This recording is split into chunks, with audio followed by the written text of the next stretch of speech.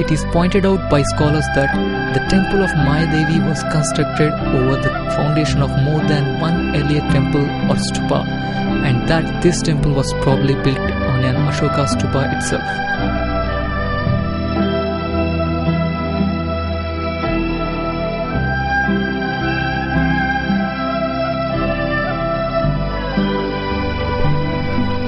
The Shakya prince Siddhartha Gautama, better known as the Lord Buddha, was born to Queen Maya Devi, wife of King Sudodana, ruler of Kapilavastu, in 623 BC at the famous gardens of Lumbini, while she was on a journey from her husband's capital of Tilaurukot to her family home in Devadaha.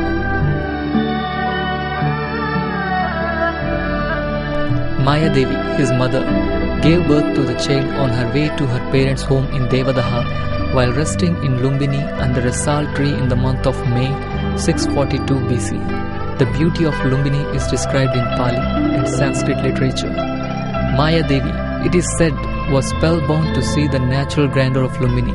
While she was standing, she felt labor pains and, catching hold of a drooping branch of a sal tree, she gave birth to a baby, the future Buddha.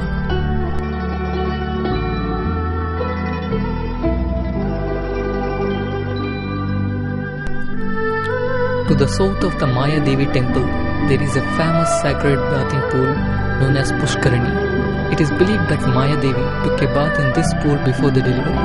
By the side of the Ashoka pillar, a river which flows southeast and is locally called the Oud.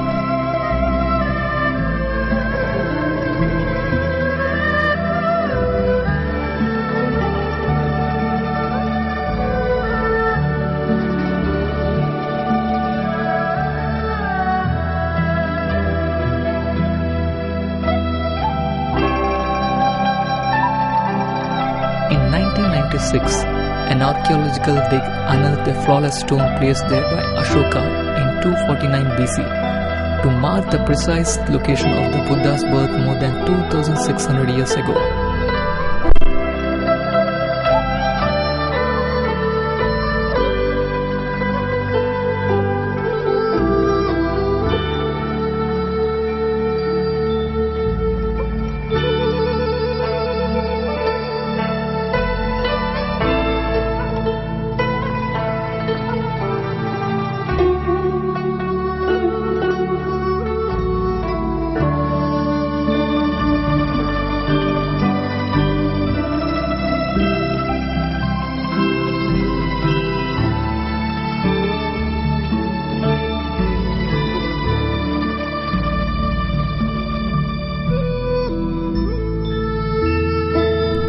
The birthplace of the Gautama Buddha, Lumbini, is one of the 4 holy places of Buddhism. It is said in the Parinibbana Sutta that Buddha himself identified 4 places of future pilgrimage, the sites of his birth, enlightenment, first discourse, and death. All these events happened outside in nature under trees. There is no particular significance in this, other than it perhaps explains why Buddhists have always respected the environment and natural law.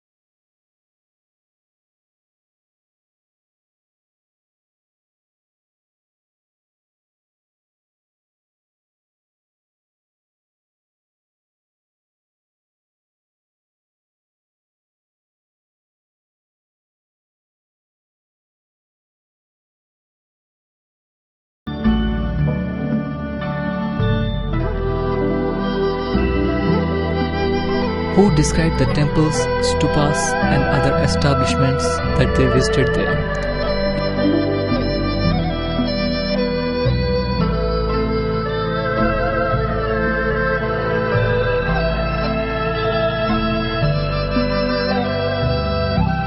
the early 14th century, King Ripumalla recorded his pilgrimage in the form of an additional inscription on the Ashoka pillar.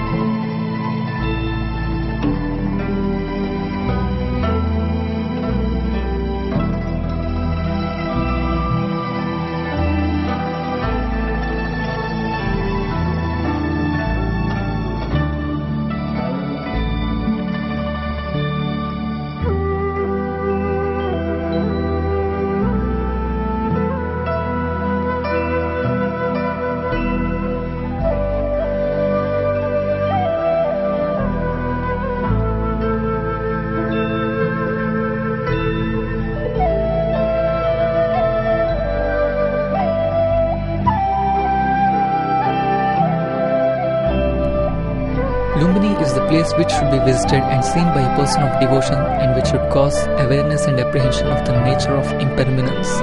The site and its surrounding area is endowed with a rich natural setting of domestic fauna and favorable agricultural environment.